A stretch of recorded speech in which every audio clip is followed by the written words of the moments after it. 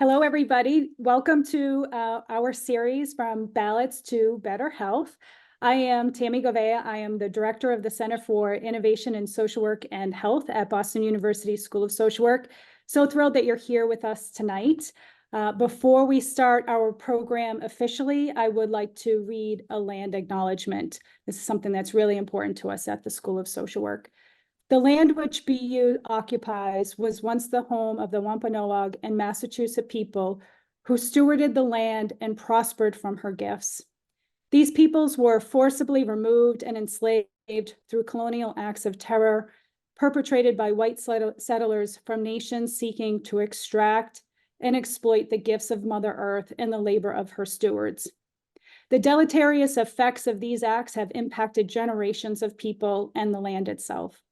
Patterns of violent oppression fueled racial capitalism with persistent, and until we address the root causes, neither the planet nor its people will find peace.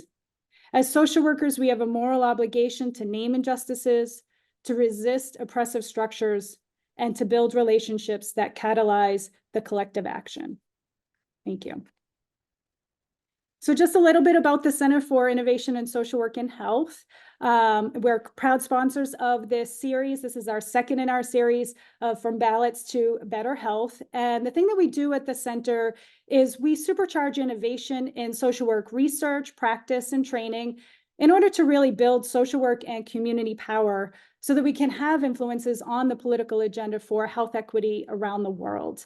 And we are proud to co-sponsor this series with our friends and colleagues at the BU SSW Votes, which is a collaborative effort among students, faculty, and staff aimed at facilitating voter registration, advocating for voting rights, and ensuring safe voting practices within our school community.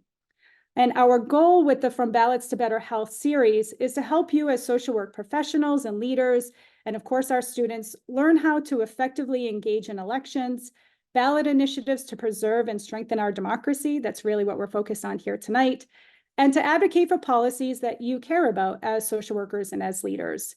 And we would like to underscore really the importance of our code of ethics, particularly Principle 6, which regards social workers' ethical responsibilities to a broader society. And this includes emphasizing social and political action to guarantee equal access to resources, services, and opportunities necessary for individuals to meet their basic needs and to fully thrive. Social workers are encouraged to advocate for policy and legislative changes that address social inequalities. And we will be talking about that a little bit this evening. But before we get officially started, we wanted to cover a couple housekeeping items to make sure that this program is truly accessible to you and make sure that if you have any questions that you know how to reach out to us. So first and foremost, you should be able to turn on your closed captioning if that's something that you need. We have a diagram up here on the screen where you can look at the Zoom bar on the bottom of your computer and hopefully find that closed captioning button and press click, and you should be able to see the transcript running as we are speaking. You should be able to see that we are, or as you entered the Zoom room, we are recording this. We will be sharing it on our website so that folks who couldn't make it tonight can still access this really important information. If you don't want your video shared in any way, shape, or form, you can please just feel free to leave your video camera off.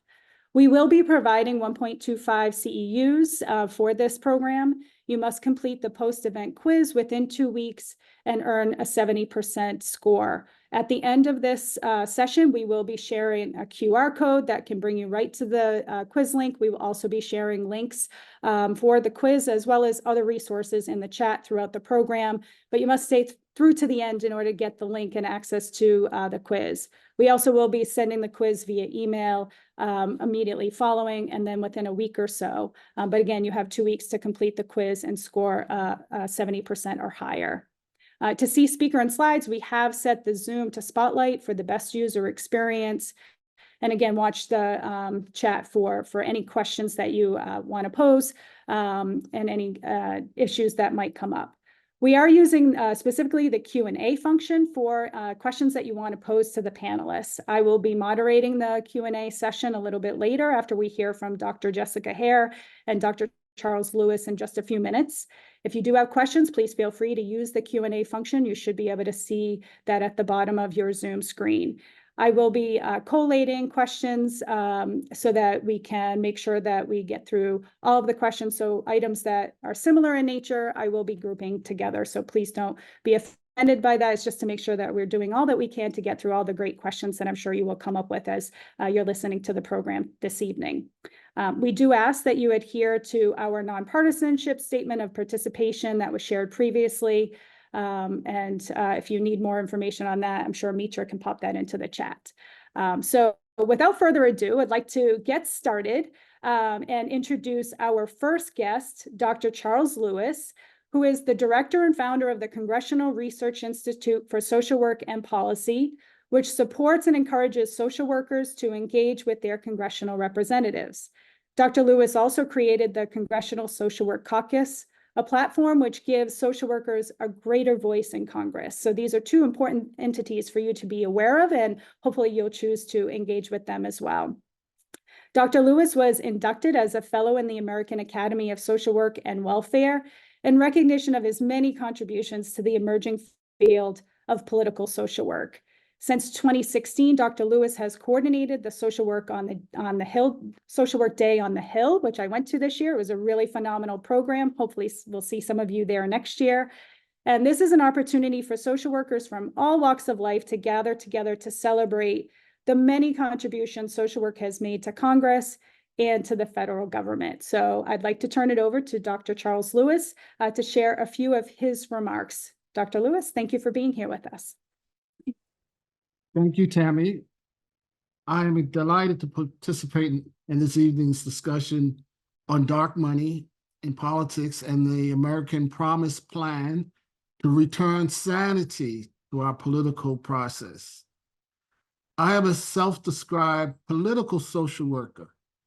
Although there is no formal field of practice by that name, a growing number of social workers use our knowledge, skills, and values in the political arena as agents of change.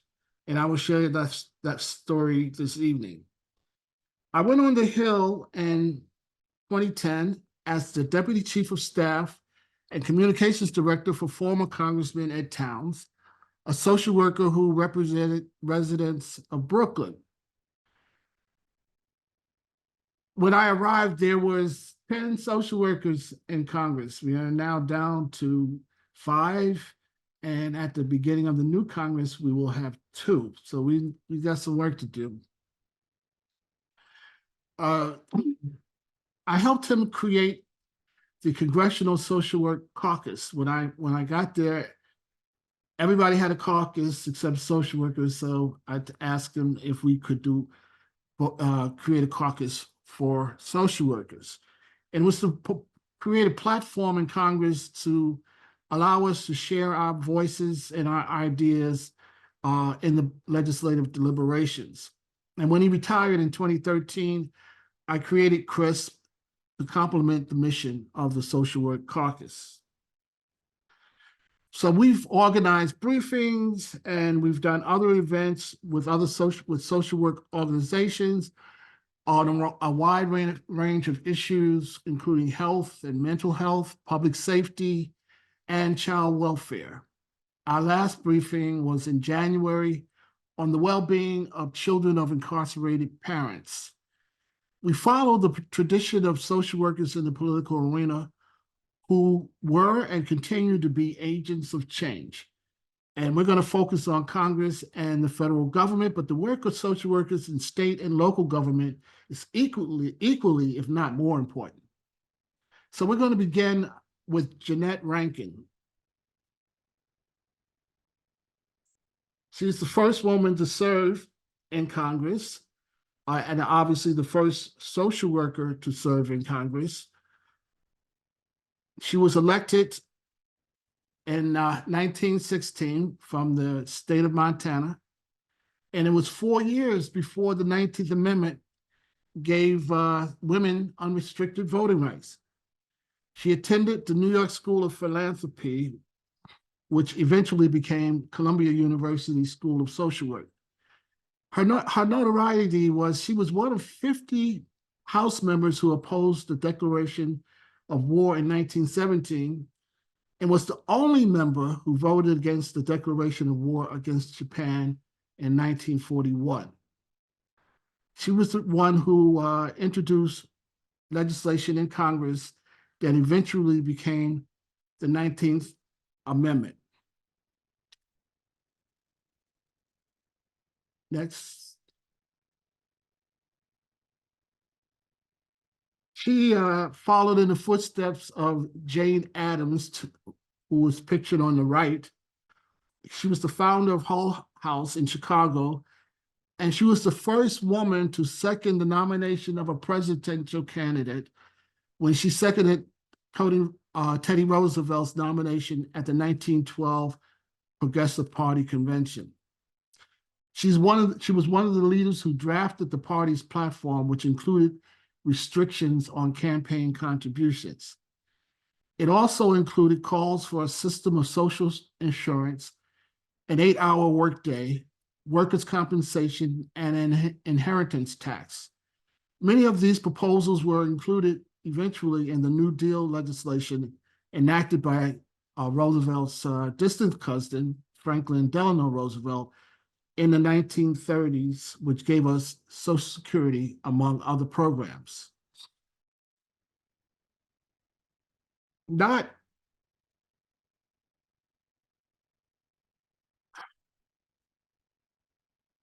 pictured here is another social work change agent, Frances Perkins, who trained as a social worker at Columbia University, worked at Hull House, and became the first woman to serve in a presidential cabinet as labor secretary from 1993 to 1945. She was largely responsible for implementing much of the New Deal. We went ahead, but the woman on the left is of that first yes, Dr. Dorothy I. Height also trained at the New York School of Social Work, which became the Columbia University School of Social Work. She was prominent on the national stage as president of the National Council of Negro Women for 40 years, and she was a member of the Big Six civil rights leaders that included Dr. Martin Luther King, James Farmer, John Lewis, A. Philip Randolph, and Whitney M. Young. But she was often left out because of her gender. Next. Most of you should recognize the national leaders at this White House Oval Office table. You should recognize President Lyndon Johnson in the center and Dr. Martin Luther King to his right or the left of the slide. But you may not recognize the other gentleman who's sitting at the table, who is Whitney M. Young Jr., who earned his MSW from the University of Minnesota and served as Dean of the Atlanta School of Social Work and President of the National Association of Social Workers.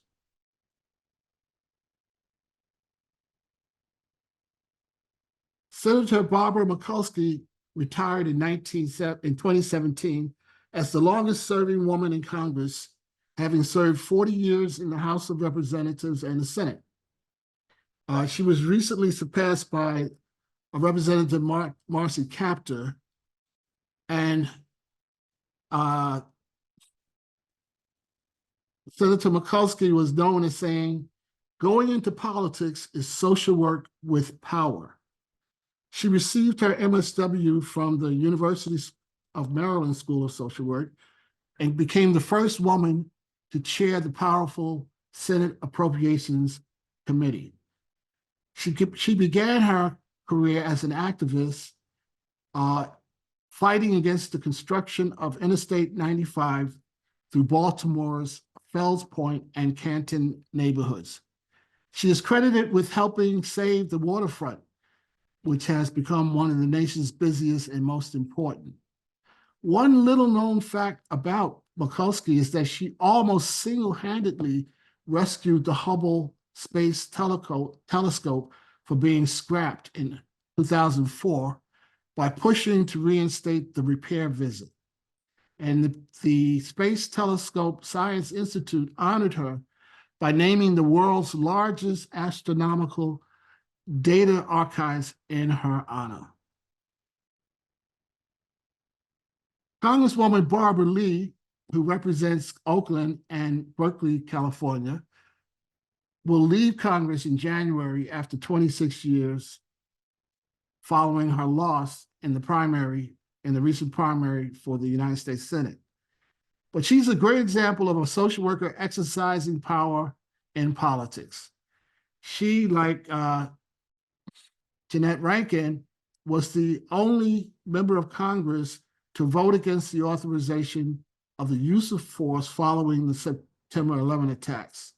And she said she was not against using force. She was just against giving President Bush a blank check. She wanted some restrictions. She received her MSW from the University of California at Berkeley School of Social Work, and she was elected to the House of Representatives, succeeding her mentor, and who she served as Chief of Staff, Ron Dellums. Lee chaired numerous congressional caucuses, including the Social Work Caucus, and as chair of the Policy and Steering Committee, she's the highest ranking African-American woman in Democratic leadership. The late Ron Dellums achieved many distinctions during his illustrious career, none that he was more proud of than making Richard Nixon's enemies list. He was a founding member of the Congressional Black Caucus, and he was the first African-American to serve on and chair the House Armed Services Committee.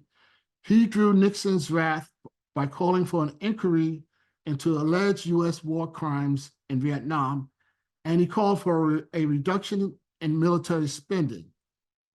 His legislation to impose sanctions on South Africa's apartheid policies was enacted in 1986 over the veto of President Ronald Reagan.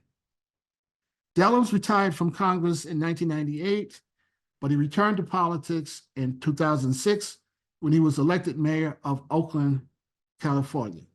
He received his MSW from the University of California at Berkeley School of Social Work, and he wrote in his biography, Lying Down with the Lions, whether as a caseworker, a group worker, a community organizer, or a national legislator, I would never stop being a social worker, no matter how far my calling stretched the boundaries of that profession. Now, pictured to left to right are three modern-day social work agents of change. Jared Bernstein to the left, Karen Bass in the middle, and Wendy Sherman to the right. Jared Bernstein is the chair of the Council of Economic Advisors, who advise the President Biden, on various economic policies. He received his MSW from Hunter College and his PhD from Columbia University School of Social Work. He's largely responsible for the transformation we are witnessing in today's economy: investments in infrastructure, support of labor unions, lower taxes on the middle class, and increases in the child tax credit. He believes most economists would benefit from social work training. I worked closely with Mayor Bass's office on foster care issues during her time in the House of Representatives. When she arrived on the Hill in 2011, she created the bipartisan Congressional Caucus on Foster Youth. And she was able to attract Republican members by reaching out to members who had foster children. Now, my favorite part of Karen Bass's story is that she earned her MSW from the University of Southern California in 2015, after being elected to the House of Representatives. She left Congress last year because she believed she could better tackle Los Angeles problems as mayor. And her primary focus has been homelessness, and it looks like she's getting results. The city is facing a crisis in homelessness, and her plan to have affluent residents purchase housing for the homeless seems to be catching on. Recent budget proposals supporting the transition to electrified vehicles and improving the water supply have also received widespread approval. Wendy Sherman earned her MSW from the University of Maryland School of Social Work and was the director of the Maryland Office of Child Welfare, and she was director of Emily's List. But her star climbed to soared to the top of the diplomatic ladder, and she was the lead negotiator for the Iran nuclear deal, and President Biden nominated her as United States Deputy Secretary of State, second only to Anthony Blinken. That's social workers in high places. She credits her success as a negotiator to the skills she gained in community organizing and clinical practice. She half jokes that her clinical skills have been very effective with dictators and members of Congress. I remember sitting at my desk on the Hill and thinking how my social work training helped me to navigate the dysfunction. Nancy Humphreys introduced me to the idea of political social work. When I left my faculty position at Howard University, I thought I was leaving social work to go into politics. As I was leaving the Hill, I was advised to consult her before I created CRISP, and she taught me all that I needed to know. She was dean at UConn and had been promoting the concept of political social work for decades. She believed social work's primary focus should be getting money out of politics. In 2017, one of her proteges, Dr. Shannon Lane, an associate professor at Yeshiva University School of Social Work, teamed up with Dr. Suzanne Pritzker at the University of Houston School of Social Work to author the first textbook on political social work. That cemented the idea that political social work is a definable practice, and we're not going to stop until it becomes an official field of practice. That same year, Jane Meyer's book, Dark Money, was published in January, but it was Nancy McLean's book, Democracy and Change, that caught my attention. Both books focused on how unlimited clandestine campaign contributions corrupted the political system. But I reached out to Nancy McLean and brought her to the Hill, Tammy, in 2018 for a panel discussion around the question of, can social work help save democracy? Dr. Martell Teasley, Dean of the College of Social Work at Utah and president of the National Association of Deans and Directors, invited us to present at their annual meeting. And as a result of that, we created the Social Work Democracy Project.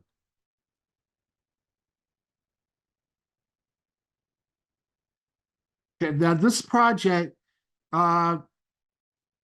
kind of got stalled by COVID because we created it in 2018, and by the time we got it off the ground, Congress had shut down. But we are reviving it, and you're going to hear a lot more about it between now and the election. In addition to bringing social workers to the Hill for our Social Work Hill Day, we also do a student advocacy day where we bring hundreds of students and recent graduates to Washington, D.C. for a day of advocacy,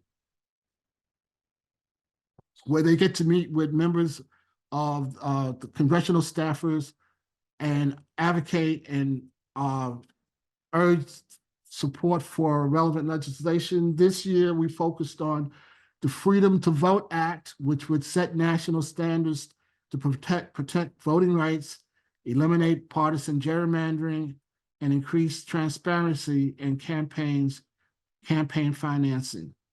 But next year, in March 2025, while we celebrate our 10th year, and hopefully you will be able to join us again, Tammy, we will highlight the For Our Freedom Amendment, and we will dedicate this effort to roll back Citizens United to the work and legacy of Dr. Nancy Humphreys. So we will continue to work with social workers to become agents of change. When students get an opportunity to engage with government, it expands their comfort circle and motivates them to do more to be agents of change. They can and will move mountains by engaging their government, sharing their stories, and advocating for change. Wow. Well, thank you so much, Dr. Charles Lewis. Really appreciate how you really set the tone and set the stage for how political social work really has been the calling of social work since its founding, and for highlighting so many phenomenal, inspiring agents of change. And we're going to hear from another agent of change in just a moment. I'm going to give a brief introduction to Dr. Jessica Hare. Dr. Hare serves as the Vice President of Outreach at American Promise.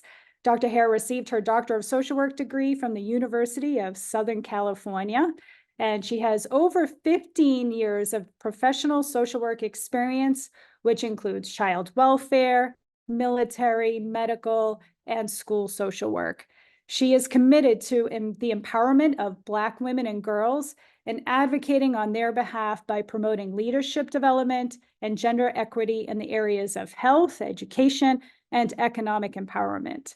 Dr. Hare is an active member of the National Association of Social Workers, serving the Georgia chapter, and is a member of the Political Action for Candidate Election, also known as PACE, committee. So Dr. Hare, welcome. I am so thrilled that you're here. I oftentimes say to people that if I wasn't at the center directing the great work that we're doing at the Center for Innovation in Social Work and Health, that I would be, somehow finding my way doing similar work to what you're doing at American Promise, really trying to save our democracy and eliminate the role that dark money in politics plays. So I'm thrilled that you're here, thrilled for the work that you're doing, and so excited that a social worker is so high up in this organization doing the really great work. So welcome, Dr. Hare, and take it away. Thank you. Thank you. Good evening, everyone. As Tammy said, my name is Dr. Hare. I'm the Vice President of Outreach at American Promise. And my background, of course, is in social work. I have to always pay homage to Dr. Lewis because he was my former professor during my doctoral program, and he introduced me to political social work because I had no idea what that is. So Dr. Lewis, thank you. And thank you, Dr. Gavea, for providing American Promise with this opportunity. So within about the next 15 to 20 minutes, I will be speaking about the For Our Freedom Amendment, which simply is the answer to the question of who should decide whether and how we get to regulate money in politics. So before we dive in, let's get a little interactive here. Let's take about 10 seconds or so for you all to drop in the chat one word or phrase that you would describe, that you would use to describe the politics in the US these days. So if you wouldn't mind, just drop that in the chat. And I see some responses coming in. Depressing, yes. Broken, okay. Awful, polarized, okay. Next slide. So on this slide, you see a few actual responses from when Pew Research Center asked people this question last year. And these are the top 16 words that came to the minds of Americans when they were asked that question. And as you can obviously see, the responses were very negative. They weren't great at all. So what I think that says is that Americans are simply not happy with our current state of politics. And tonight we're going to talk a little bit about how money in our political system may be a root cause of this dissatisfaction. So when we think about money in our political system, I want you all to think about it has two basic trends. So there's the trend of big money, which is the amount of money flowing through our through our system. And then there's the trend of dark money, which is money that is hard to trace who's spending it. So for example, if like Dr. Gouveia or Dr. Lewis gave me $50 million for a campaign, and they did that through dark money, it'll be hard, you know, I would not be able to trace that money back to them as the source. So in terms of the big money, what you see here is the total cost of federal elections going back to 1998. And back then it was under $3 billion for a federal election. However, as we approach 2022 and then this year, 2024, we've got congressional races that are almost $10 billion.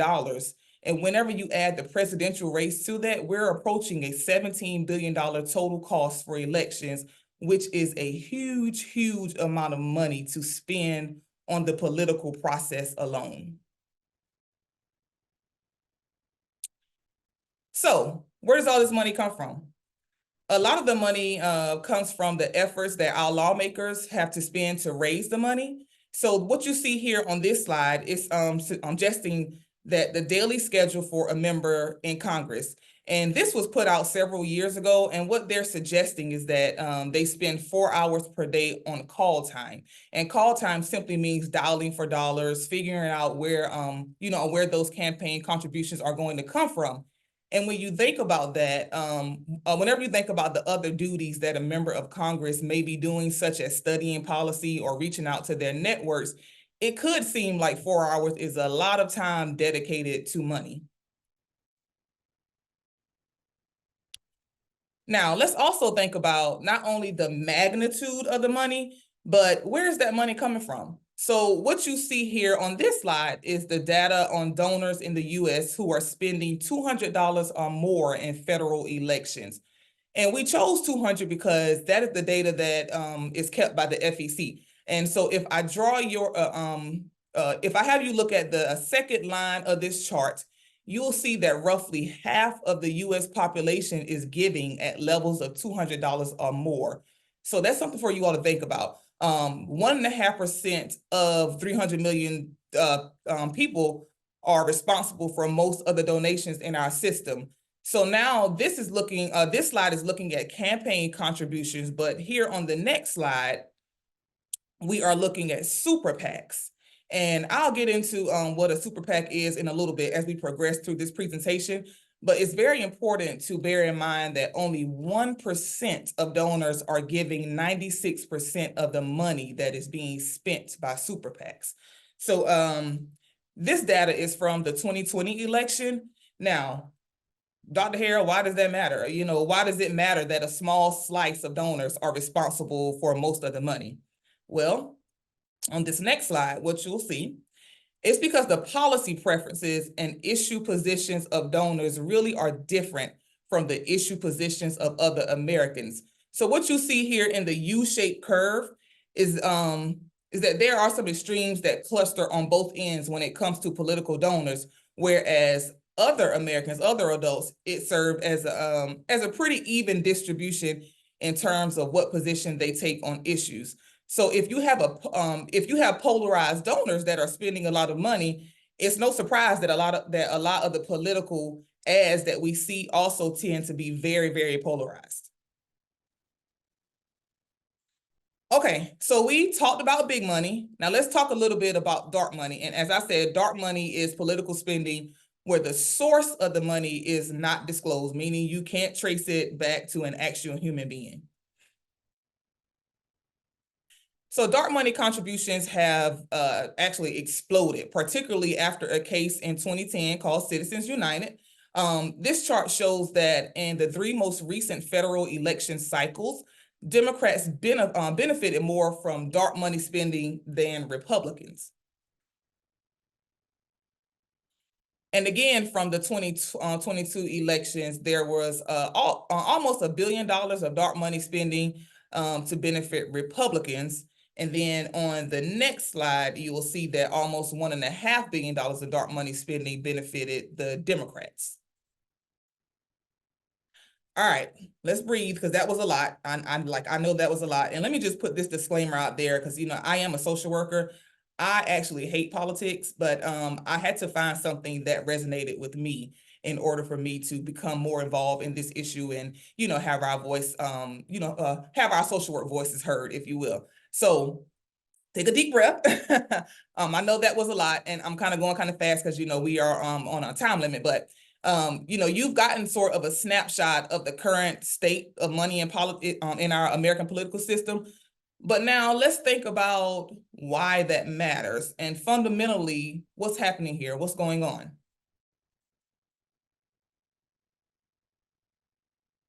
Go back one. Okay, there we go. The next one. Yeah. So it's important to recall that that at the very root of our whole system of government in America is the whole idea of popular sovereignty, which is really a self-government, the idea that we, the people, should be the source of lawmaking power and authority rather than a king or something like that. So this was the idea that the founders thought was going to be so important, and that was going to make America different from all of the countries that came before. Now, in a country as big as America and with as many people as America, you can't just get everyone into a room to decide every decision. And that's the reason that the founding fathers thought it was so important to have what Madison called the scheme of representation. And what that is, that's sort of an old-fashioned word for the relationship between constituents and their representatives. So if constituents want to be self-governing, then they need to have a relationship with the representative they elect to represent their interests. And when you think about, who's within that, within that bubble, you have your residents, you have normal people like you and I, and then there's also a small number of people that are actually donors in addition to being constituents. But in America today, we also have a whole other side of the equation where it's non-constituent donors that are putting money into an election or a campaign. And all of that dark money and super PACs, which have unlimited spending ability, they try to influence the outcome of an election or a campaign.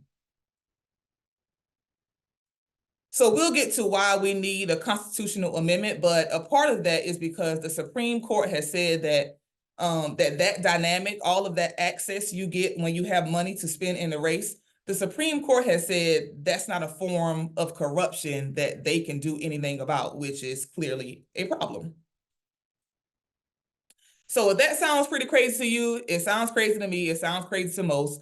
And when you get into the public opinion on this, in which Pew Research Center does pretty often, on the next slide, you can see here that the vast majority of Americans in both parties are in favor of being able to limit the amount of money that individuals and organizations can spend in political campaigns. So when you ask Americans who they think have influence on your members of Congress, most Americans think that the actual people in the district have too little influence over congressional decision-making, but the people who donate a lot of money have too much influence. So here at American Promise, we do similar polling.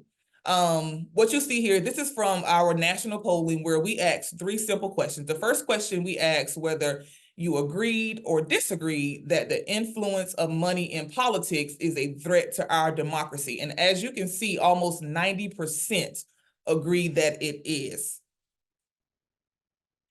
Then we asked, hey, do you agree or disagree that individuals and entities should be able to spend unlimited amounts of money to influence our campaigns and elections? And as you see, 74% disagree across the political spectrum. So regardless of political affiliation, whether you're independent, Republican, or Democrat, 74% disagree across that, across that spectrum.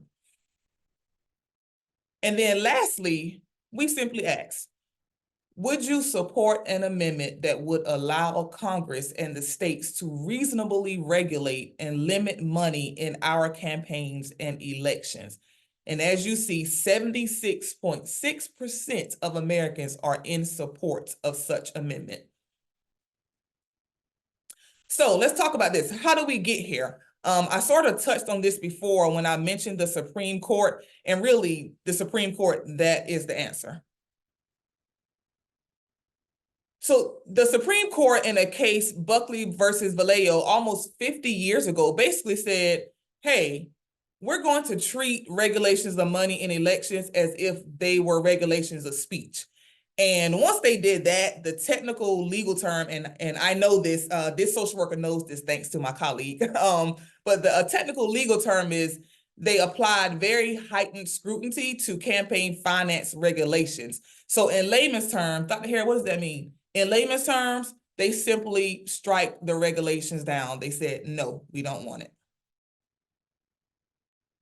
So over the course of the past 50 years, here on this slide, you see a few of the cases where the Supreme Court came in and said, hey, we don't like what these state and federal lawmakers did, and we are striking down these campaign finance limits.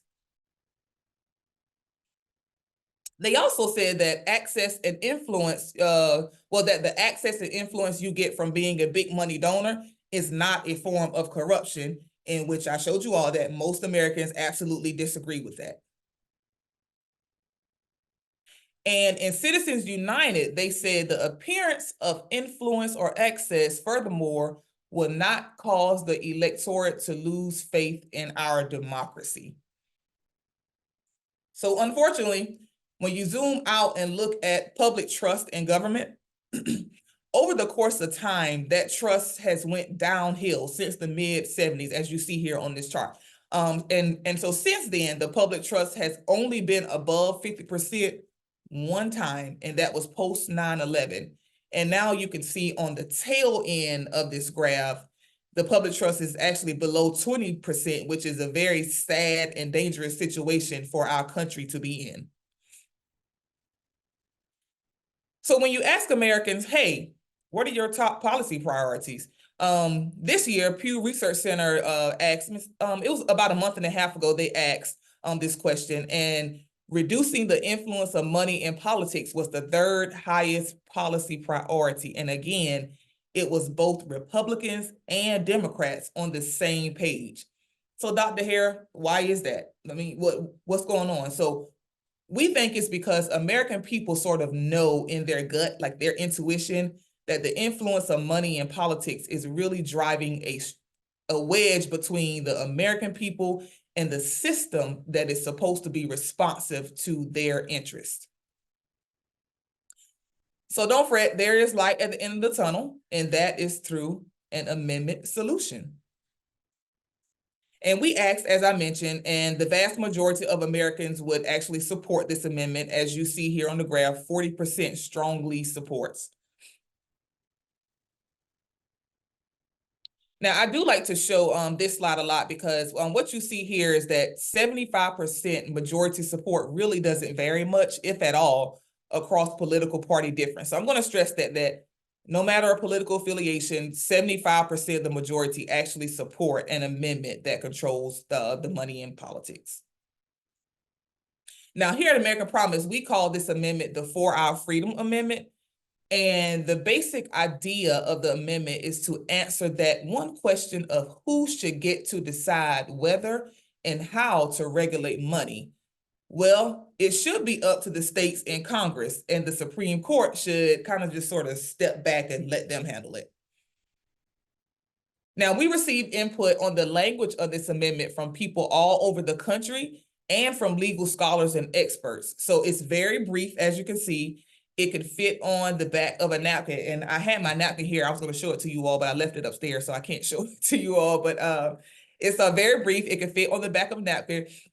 And I won't get into all the technical details, but the key thing to know is that this amendment simply says, hey, listen, Supreme Court, give the states and give Congress some breathing room to regulate and limit money in politics and stop micromanaging, because what you've created so far clearly has not worked. And I don't know about any of you all on this call, but I know me personally, I hate being micromanaged. So I can resonate with this very much so. Now, it's been a very, very long time since we as a country have amended the Constitution. So let me give you all a quick reminder of how this works. And when I started with American Promise 4 years ago, I needed a reminder of this myself because I had no idea what they were talking about. And the history lessons from high school was like dust to me. So I had to I had to get a little educated too.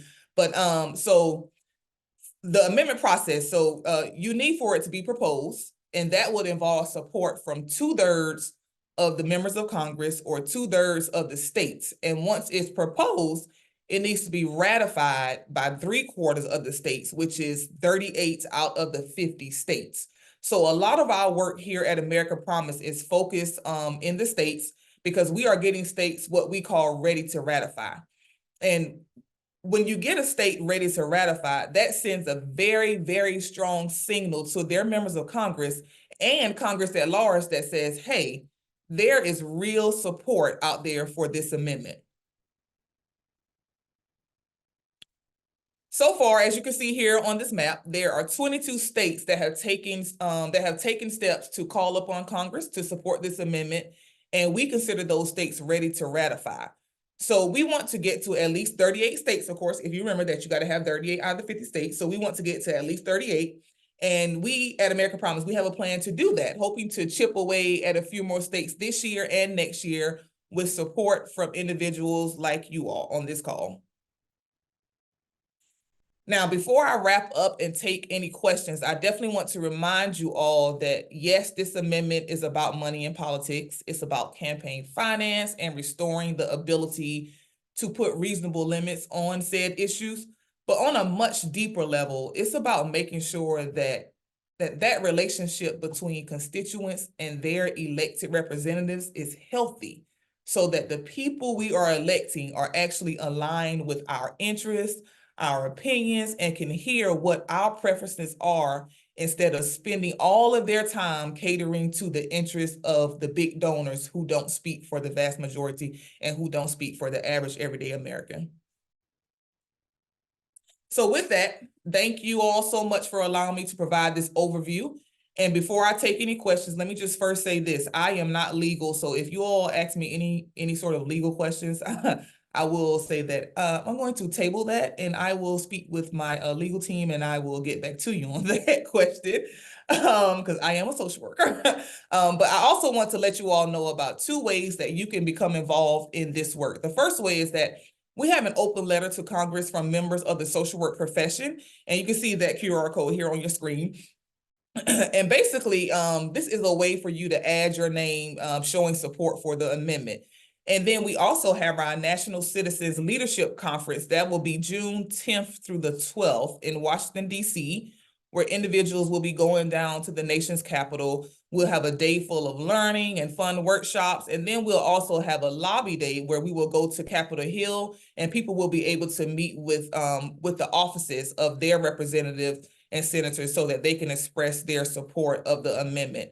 And we have a plethora of other ways that you all can become involved with American Promise as well. So, I highly encourage you to visit our website, americanpromise.net, to learn more about those different trainings and different ways that you all can become involved. So again, thank you all for allowing me to provide you all with this overview. Thank you again, Dr. Gouveia, for this opportunity. Thank you, Dr. Lewis, for everything that you have done and you are doing in our social work field. And with that, I will hand it back over to Tammy to kind of regulate the Q&A session.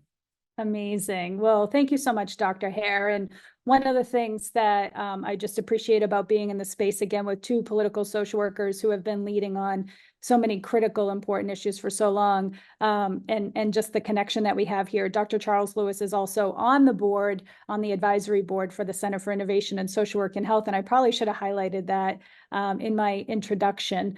We do have at least one question in the chat and a couple others that have kind of come to mind for myself. If you have any questions, please do pop those into the Q&A or the chat if you can't figure out where the Q&A function is on your phone, on your computer, because sometimes it disappears when you're trying to do things on Zoom. But I first want to just start with a comment, which is, Dr. Hare, I really do appreciate how accessible you have made this information, and your humility in saying that you hate politics. I oftentimes say that, so many of us hate politics. We think it's dirty, it's dysfunctional, it's all these things, but that's why it needs us more now than ever, right? The social work perspective, putting people first when we're thinking about policy making and putting our passions, really on the table.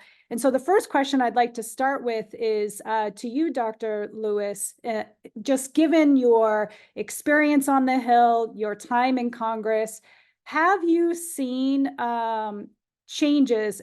And I know the last couple years have been particularly challenging and polarizing for a whole host of reasons. So maybe the last couple years aside, have you seen a change in the kinds of conversations that get taken up in Congress? Have you seen a change in the kinds of elected officials we're getting as it relates to big money in politics and dark money in politics in particular? Because you are, there every day, walking the halls of Congress and connecting with folks. So what has it been like for you over the course of your career? Oh, I think you might be muted, Dr. Charles. Yeah. Yes, I have seen a change. I wish I could say there was improvement, but unfortunately, things have gotten worse in terms of being able to have productive and rational conversations on the Hill. If you have been following politics, particularly in the Republican Party, you've seen that party has changed dramatically because you have a very motivated, I guess I don't know what else to call them, but a MAGA crowd who have elected extreme representatives during the last 4 or 5 congressional cycles, and so many of the moderate Republicans are retiring and leaving, and so the conversation. I tried to watch C-SPAN and hearings, but it's all performative. They know that they have a script when they go in, and it's not about listening to what the other side is saying and kind of working with that, but more or less they know who they're going to attack. They know what the attack words are going to be, and unfortunately, Democrats have pretty much capitulated to this system. Like Dr. Hare's slides show you, they're taking in more dark money than the Republicans. So things can change. I'm not, there are some things like that, like ranked choice voting, which could make a difference. But I think it's going to be up to the public to really get engaged and not get disillusioned. Yeah, and just to sort of pick up on that thread, you and I have talked, and I think it was even in preparing for tonight's session, I think the three of us talked about, some of the things that we're hearing from younger voters, including young social workers who might be entering the field, how disinterested many of them are. It's not just young people, but we're hearing this in particular among young folks, that there's just really a disinterested in what either party is really offering, and feeling really frustrated at what feels like a lack of choices, right? So you highlighted ranked choice voting, which we'll be talking about in our session next Wednesday, same time, same channel, basically. So hopefully you'll register for that to learn more about ranked choice voting. But this fighting for the 4-hour freedom amendment in your state or in another state, writing a letter to Congress, taking some action to reclaim and to address the structural issues, right? This is a systemic and a structural issue that is resulting in the lack of choices that we have, resulting in candidates that are much more polarized because, like you highlighted, Dr. Lewis, they're playing to their base, and the base is not necessarily everyday average Americans, but their base are those people who will create the super PAC to funnel money or, make a lot of campaign contributions, because depending on what state you're in, for particularly state level elections, your campaign contribution limits are different. In Massachusetts, it's $1,000 per person per year. In some other states, it's upwards of tens and $20,000 that you can contribute to state level candidates. So there's a difference between the states as well. So just wondering, what opportunities do you see for, and this is for both of you, to really get involved in the 4-hour freedom? And what are the ways specifically, in addition to writing a letter, what are the specific calls to action and ways that you would want social workers and social work students and professionals to get involved in this particular effort? I can go first, Dr. Lewis. I will say that first and foremost, we as social workers, we are change agents, we are advocates. And so I did see someone's question in the chat about if they're interested in, getting involved in political advocacy. The biggest thing that I tell individuals whenever I'm speaking about this issue is that you have to find something that resonates with you and what your, what your personal interests are, what your personal beliefs are, because that will actually drive your passion. And so when you find that with the 4-hour freedom amendment, it resonates with me more because, I'm all about, following our code of ethics, valuing the dignity and worth of a person. Every voice should be heard. And we do that here at American Promise. If you think about the issue that money, plays in politics, when, I'm thinking about, we don't have resources for our homeless population. We don't have resources, proper resources for our public education system. We don't have proper resources for our veteran population. And so it just takes getting connected with the right organization, such, and of course I'm going to advocate for American Promise because, that's just where I am. And we do such an awesome job with our trainings and everything. But, getting that proper training with, how to be comfortable and how to speak with your state representative, how to even find out who your state representative is, how to find out who the person is that is in your district. If you live in, I sit in Atlanta, Georgia.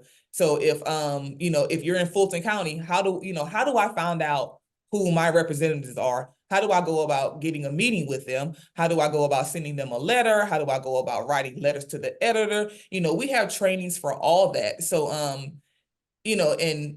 and we have volunteers that are in different states who actually lead these trainings for us. They go out and they lobby and they advocate. They go to different grocery stores and make, help with voter registration drives.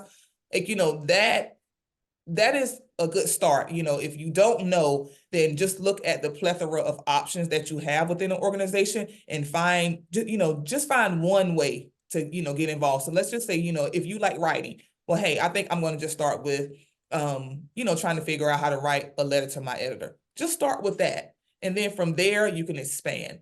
So that's my advice for that. That's great advice. Thank you. I really appreciate that question. And this ties to another question that we have, which is, based on both your experiences, what strategies, in addition to those that you've already named, what strategies have you seen social workers use to advocate for these kinds of efforts, whether it's other amendments which we probably haven't done in a recent memory, but, maybe Dr. Charles, just given your sense of the history of social workers being involved in the political process, maybe there's something from history, or even just different ways that social workers really use their skill set to advocate for causes that they care about, because that might help some of our audience members just really like what you've already described here, Dr. Jessica, right? Like if you're a good writer, if you like to write, getting involved in writing letters or, crafting op-eds and that kind of thing. Are there other strategies you've seen work?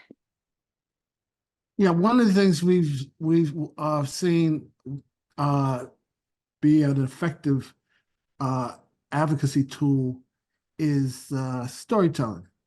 And that was the theme of our social work day on the Hill this year, that the power of storytelling.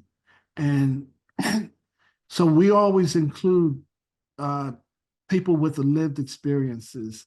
So when we do a briefing on foster care or children of incarcerated parents, we include someone who's had their parents incarcerated or who've lived in foster care. And the power of their stories are very convincing. Even for, I think sometimes you get people to listen who normally, are going about their performative functions, and then they, but they hear something that really resonates. And I think that's one reason why we have been successful in getting some attention to issues that impact young people. And also young people want to be heard. Yes. That they, they're not going to just do what you want them to do. They want, one of the things I think that was pretty loud in the panel of young social workers that we did was that, we don't get a chance to have these discussions, and we want to have these discussions. So we plan to do, to create more opportunities for young social workers to have their voices heard. We're planning to do some podcasts that young social workers can, have take the lead on. And so if they feel that if they feel that somebody's listening, they won't be as discouraged. Yeah, that's a really key piece to call out. I really appreciate you highlighting that. Want to turn to a slightly different question, and then perhaps we'll come back to this.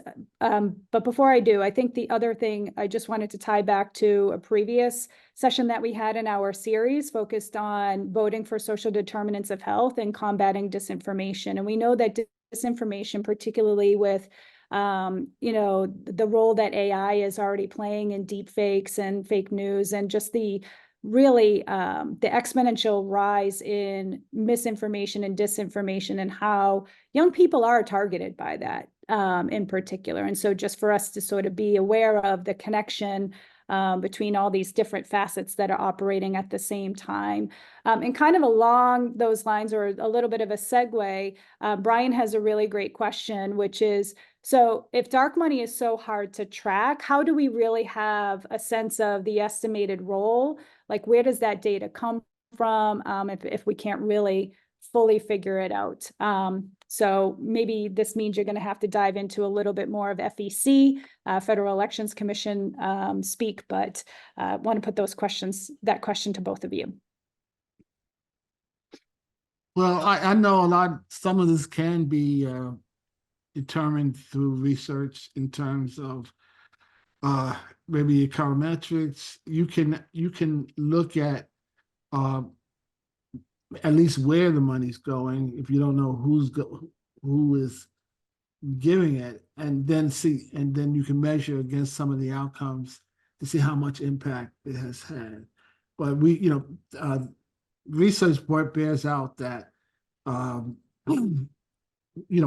that the money does impact the policies that result from the process.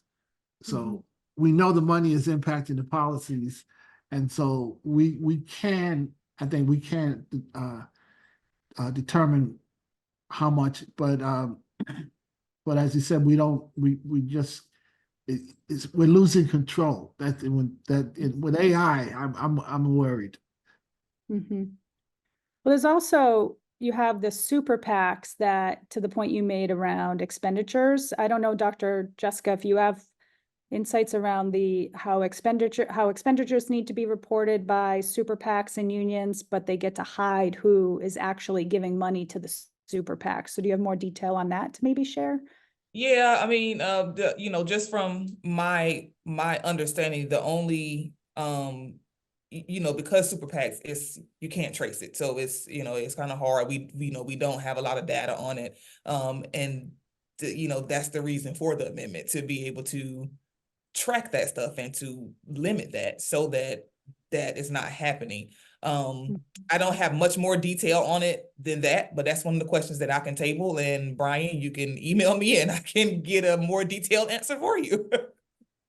I can say within the state of Massachusetts that independent expenditures, so like a super PAC or a union, they do have to report how much they spend in support of a particular candidate, but they don't have to reveal all of the sources. I don't know how it works in other states. And again, this was for a state level campaign that I was running for lieutenant governor in. I don't know what it's like at the congressional, if there are differences. So perhaps we can find that answer out to you. And Brian, if you want to private message one of the co-hosts, we can get an answer to that question for you specifically. I think before you go on, I would just say Sure. that the candidates have to report the money they get from the PACs. They don't have to reveal who gave them the money, but they have to fill out FEC forms, the Federal Elections Commission. They have to report all the money that they get. So there is that way of at least seeing how much different candidates are getting, and how they're voting, and how that money might impact policies. Yeah, absolutely. And yeah, just that's a great point. Thank you for highlighting the fact, the responsibilities that campaigns and candidates have to report either to their local or their state elections entity, or if they're running for Congress or at a federal level, they have to report to the FEC. But the Supreme Court doesn't. The Supreme Court, say that again? I said, but the Supreme Court Right. does. The Supreme Court doesn't. That's right. That's right. One thing I want to pick up on, Dr. Jessica, in the early part of your presentation, you focused on sovereignty, our own sovereignty, and why our government was set up with republic, and that we have a representative form of government, because not all of us can fit into the halls of Congress to show up to vote every single day, right? And I'm wondering if you can talk maybe a little bit about some of the conversations that you all might have at American Promise around concerns that you have with external and foreign influences in our elections, because of the ways that super PACs and dark money don't have to report who is donating to their super PAC, and then those super PACs work on behalf of trying to elect candidates. What is that conversation like? What is the role that this particular amendment will be like in protecting our democracy from the role of foreign influences as well? So I heard your question, but I'm not 100% sure of what you're asking exactly. Can you ask it Well, again?